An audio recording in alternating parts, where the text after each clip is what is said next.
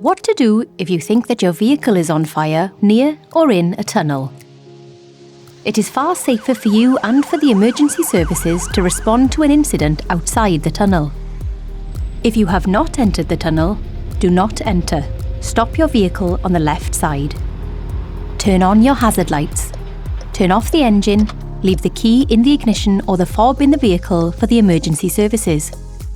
Everyone must leave the vehicle and stand well back from both the carriageway and the car.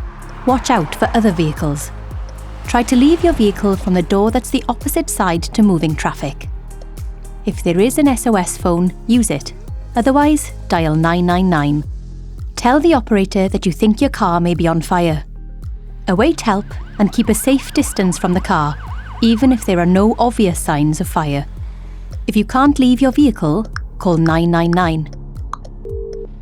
If you are already in the tunnel, keep driving through if you can.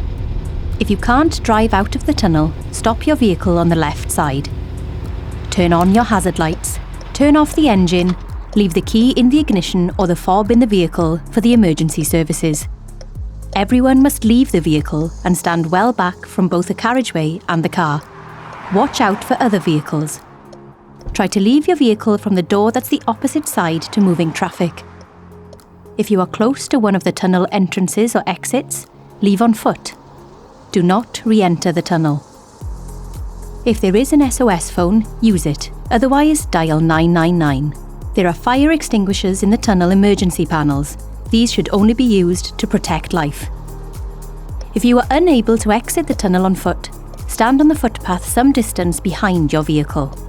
This is the safest place if you suspect that there is a fire. Await instruction which may be given via the public address system. Traffic Wales, helping make journeys safer.